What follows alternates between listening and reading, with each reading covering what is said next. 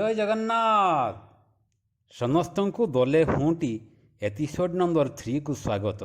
आज एपिसोड है अतिथि देवो भव। सहर तली अंचल नरीधबा और तार स्त्री कमला रहुथिले। भारी ईश्वर विश्वासी थिले सेमाने। लुगा सफा करिदा भली कौलिक धंदारे व्यस्त रहुथिले। जेते दुख कष्ट आसिले भी धैर्य धरी ताकू सही जाउथिले।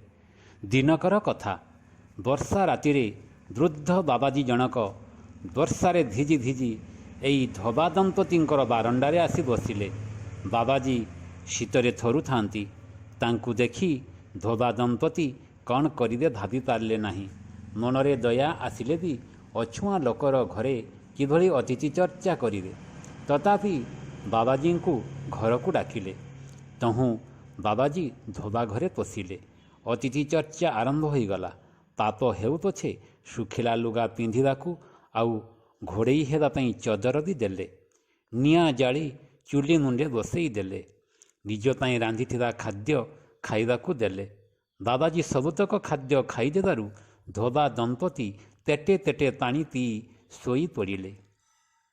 परदिन सकाळु बाबाजी गला बेलू एक बर देई जिबाकू चाहिले। धोबा दंपती तो निर्लोभी मनीष थिले। से धनी हेबाकू चाहू नथिले।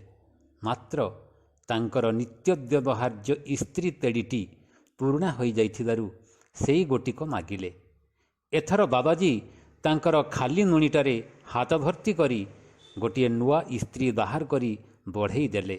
बाबाजी तापरे अंतर्ध्यान हो गले। तापरे स्त्री कमला घर को जाई लुगापटा स्त्री आरंभ करदेला। स्त्री कर सारिबा परे देखागला पुराणा लुगाटी नुआ भली देखा जाउछि आउ मह मह बासना भी हेउछि। एथर नरीधबार बेपार बढ़ीगला। क्रमे क्रमे अन्य धबामानंक बेपार कमिजिबारु सेमाने हाथ बांधि बसिगले। एथर नरी भल कोठाघर करी भलरे चलिला। दिनकर कथा, धोबणी कमला तार भाईको घर को बुलिबाकू जाइथाए। तार देश भूषा गहना गांठी देखी ता भाउज माणिक कहिला, अच्छा कमला तुमे एते पैसा आनिल कोठू? एक कथा भाउज बारंबार पचारिबारु कमला कथाटी को लुचेई रखी पारिला नाही। असल कथाटी कहिदेला। एहा सुनी माणिक भाबिला, आने यदि बाबाजींकर सेवा करिबु तेबे आने भी खुशी रे चली पारिबु। ठीक ता पर दिन ठारू जणे बाबाजी को तृप्त करिबा पई व्यवस्था रे रहिला माणिक। अधिक आउ जनक पई खाद्य रांधि अपेक्षा रे रहिला। हेले धोबा घर को बाबाजी को डाकी आनिबा अपराध। सीए कमला घर को आसिला भली आपे आपे आसिले सिना हब। तहु मने मने से ईश्वर को प्रार्थना कला। हेले बाबाजी आसिले, खाई पी आशीर्वाद दे गले। मात्र फल किछि हेलानी। एई भली नीति बाबाजी खाई पी जाउथांती।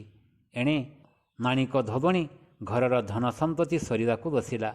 सेमाने अतिथि सेवारे रहिबारु आउ भल रोजगार भी हेला नाही। दिनकर कथा, सतकु सत वर्षा रातिरे जणे बाबाजी ओदा सरसर होई माणिक घरे पहुँचिले। से दिन कमला ठारू शुणिथिला प्रकारे अतिथि सेवा कला माणिक। बाबाजी खाउछंती। खाऊ खाऊ से रांधिथिबा भातरू आउ जणे खाइला भली अछि। धोबा धोबणी भाबुथांती आउ बाबाजी को खाइबाकू देबेनी। खाऊ खाऊ यदि शेष कर दियंती तेबे सेमाने आसंता काली कौन खाई लुगा काचिबा पई जिवे। सुतरां पेटू बाबाजी जेतेबेले आउ खाइबाकू मागिले धोबा रोकठोक मना करिदेला। अपमान दे घर बाहरी जावाकू कहिला। तहु बाबाजी कहिले, बाबा तुमे रागुछ कहीं? अतिथि सेवा परा स्वयं भगवान सेवा। एभली अतिथि सेवारे भगवान संतुष्ट हुअंतिनी। एबे जाई तुमर हांडी देख, मु किछि खाइनी। सतकु सत धोबा धोबणी जा हांडी देखिला बेलकू जेतिकी रंधा जाइतला सेतिकी अछि। एहा देखी दुहें आश्चर्य होई क्षमा मागिया पई दौड़िले बाबाजी पाखकू। हेले बाबाजी सेतेळुको अंतर्ध्यान हो जाइथिले। एबे धोबा धोबणी निज भूल बुझिले। सेमाने जानि पारिले स्वयं भगवान बाबाजी देशरे तांको घर को आसीथिले भी तांको तृप्त करि पारिले नाही।